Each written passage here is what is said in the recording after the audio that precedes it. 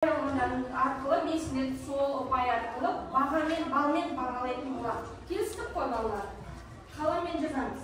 Ендеше әрі қарай балалар біз психологиялық ахуалымызды қалыптастырып алсақ, үлкенді пысықтауға кезек берейік.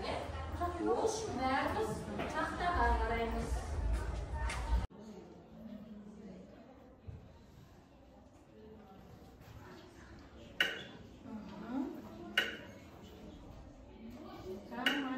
Жарайсыңдар, суретіміз шамалы жобалап қалды, е?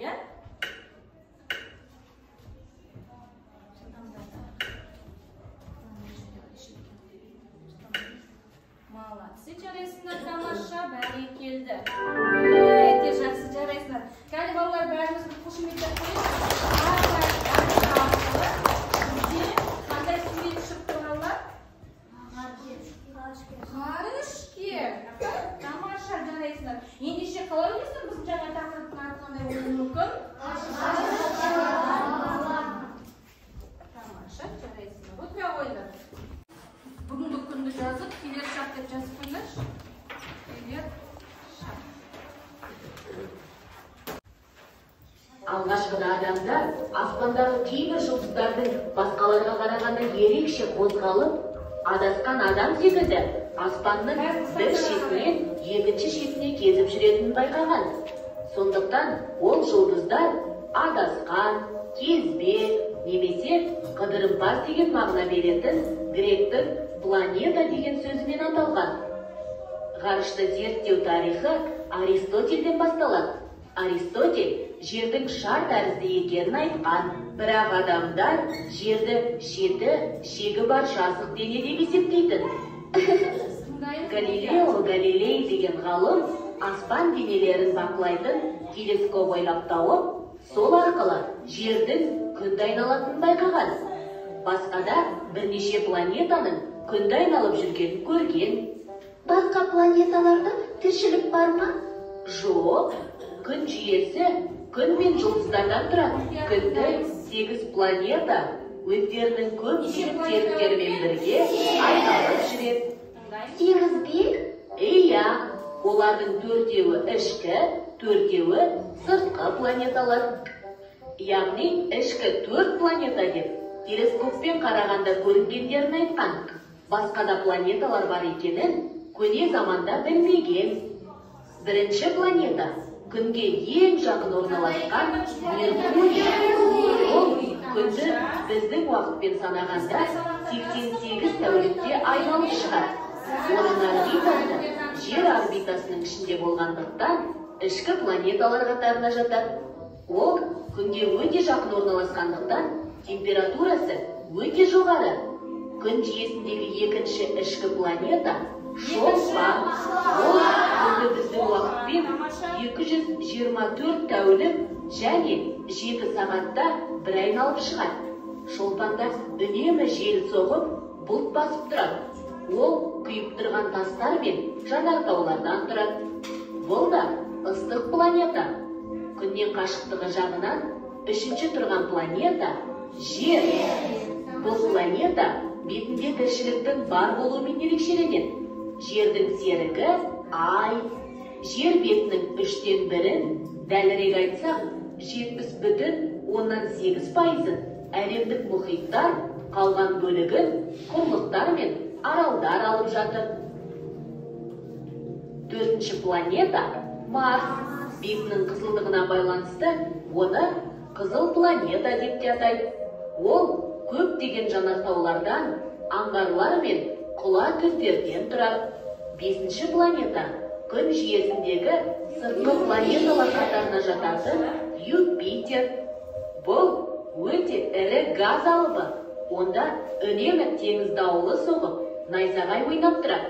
Оның бетінде көрінетін үлкен қызылдақ алып теңіз дауылы. Демек планеталар күннен алыстаған сайын суық болып, өмір сүру мүмкіндігі болмайды екен ғой. Иә, қалған 3 планетада сондай ірі. Сатурн өзін қоршаған сақинасымен әйгілі. Сақина планетаның өзімен тиіспейді. Олар тастар мен мұздардан тұрады. Уранның кішкентай жіңішке сақинасы бар. Оның қозғалысы басқа планеталардікіне ұқсамайды. Қырынан жатқызып қойғандай қалыпта. Уранның түсі көгілдір. Онда жылдамдығы секундына 240 метр болатын жел дамылсыз соғып тұрады. Нептун күн жүйесіндегі күннен ең алыс орналасқан планета. Мұндағы жел урандағыдан да қатты. Ал Плутон деген планетаны көлемінің шағындығына байланысты ғалымдар планеталар тізімінен шығарып тастаған. Ол басқа планеталардан өзгеше қозғалады. Сонда барлық 8 планета және олардың серіктері күнді айналып жүреді ғой. Иә. Ұшып келем көлінде. Ұшып келем, мөлдір аспан төрінде. Көкте жүріп қызығам. Жердегі сонау өзім ұшқан өмірге. Анау менің асыл белдерім, асқаралы тауларым мен көлдерім. Туған жердің қанша биік ұшсам да, көз алдымда тұрады ылғи ол менің. Тамаша. Балалар виртуалды көмекші арқылы біз өлеңді тыңдадық, иә. Енді балалар бәріміз бірге бірінші тапсырма топтық жұмыс, яғни сендер 3 топ болып бірлесіп спираль әдісі арқылы тапсырма беріледі. Мынандай спираль әдісі арқылы балалар топтасып осы виртуалды көмекші арқылы оқылған өлеңді сендер бірлесіп оқимыз. Яғни балалар бұл әдіс арқылы мәтінді оқи отырып, тыңдаған мәтіннің негізгі тұстары белгілеп аламыз. Және де соның негізінде мәтіннің мазмұнын айтасыңдар, жақсы ма? Ұшып келем көргенде, ұшып келем мөлдір аспан төрінде. Көкте жүрмін қызығамын жердегі, сонау өзім ұшқан өмірге. Анау менің асыл бездерім, асқар алыр таулар мен көлдерім. Тамаша. Туған жерде қанша биік ұшсам да, көз алдымда тұрады ылғи ол менің. Жарайсыңдар, тамаша. Енді балалар топтасып жұмыс істеп оқыдық қой, тізбекте орнымызға отырайық. Осы кезде бізге берілген тапсырма мәтін негізіндегі тұстарын, негізгі тұстарын белгілеп алып, сол бойынша біз әңгімелеп түсіндіріп береміз. Мөлдір аспан төрінде деген болады. Тамаша, көкте қызығамын деген негізгі түсі болады,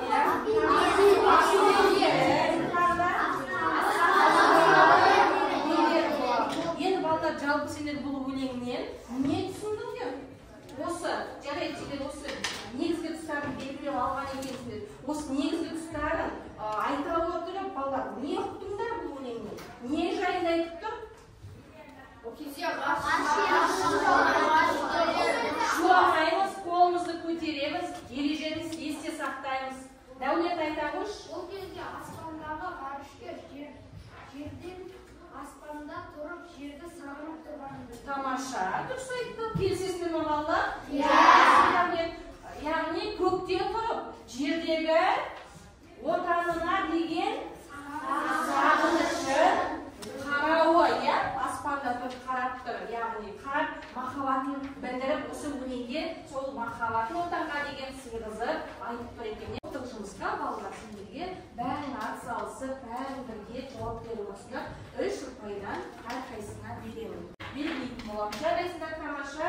Келесі тапсырма балалар бізге. Қарайықшы балалар, бізде жұптық жұмыс. Сиқырлы яшық әдісі арқылы функционалдық сауаттылығымызды арттыру үшін мақал мәтелдерді жапқа жаз және етістікті тауып қай шақта тұрғанын ажыратып, оны 3 шақта жазыңдар дейді. Осы суреттерді аттап, мына жерден қай сан түссе, сол санды таңдау арқылы мақал мәтелді ашамыз. Жақсы ма? Маған 4 сан түсті. Ондағы сурет күн. Жақсы. 4 сан ашалып. 4 сан аш. Бұл жерде бізде Қарыш. Бас. Оқимыз. Ақыл көпке жұмыстарын өндеуіне көп болады. Өнімін Көп табады. өнімін алады деп айтады, иә? Тағы да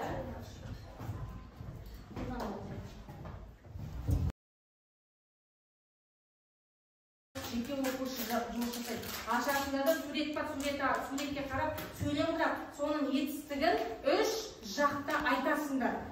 Білесің? Мен доп ойнадым. Ол тепті. Мен тепті. Ол сен тепті. Сіз тептіңіз. Ол тепті. Біз Көпшілік түрде біз тептік. Ол сендер тептіңдер. Сыпайы түрде Сіздер тептіңдер. Олар тепті. тамаша жарайсыңдар. Ары қарай. Мен кітап оқыдым, сен кітап оқыдың, сіз кітап оқыдыңыз, ол кітап оқыды. Көпшілік түрде біз кітап оқыдық. Сендер кітап оқыдыңдар, сіздер кітап оқыдыңыздар, олар кітап оқыды. Жақсы, жарайсыңдар. Балалар, бұл 3 тапсырмаға 2 ұпайдан қатысқан оқушылар қосып қойыңыздар. Ары қарай балалар бір серігіп, бойымызды бір демалтып алып.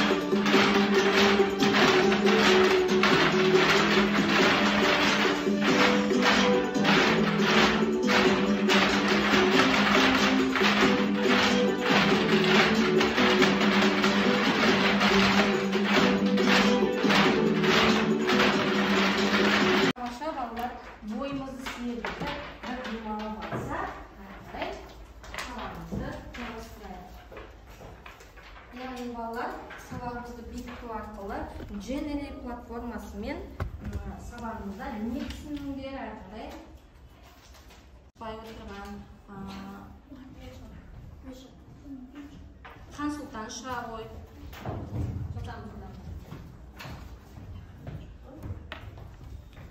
Баса ғой.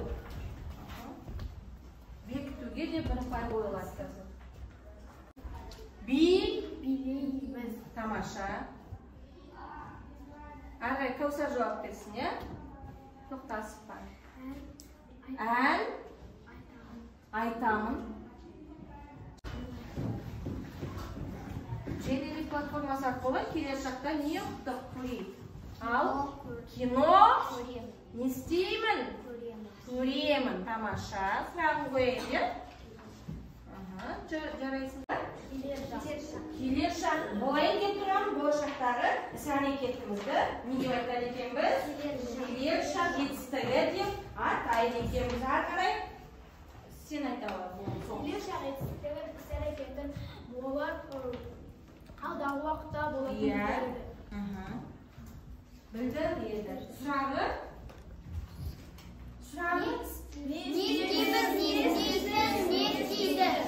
Тамаша, жарайсыңдар. Балалар, бүгінгі жаңа тақырыпты жақсы меңгерген екенсіңдер. Ендеше бекіту белгісіне де тағы да бір ұпайдан қойып қойыңдар. Сонымен кім қанша ұпай алды екен, соны мен жиналған сабақтың аяғында. Сол арқылы мен сендерді сосын бағалайтын боламын. Жақсы ма? Назира өзін 8 балмен бағалап деп жарайсың. Ерсұлтан өзін 7 балмен бағалап Тыңдасын 10 балмен бағалап өте жақсы жарайсың. Айзере өзін 10 балмен бағалап деп керемет тамаша.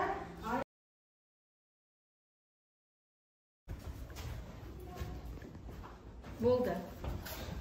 Бір-бірден ғана басамыз.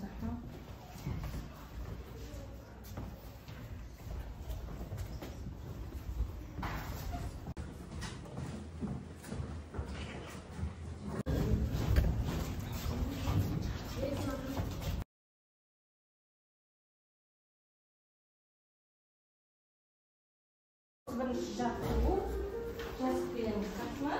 31 жаттығу жұмбақ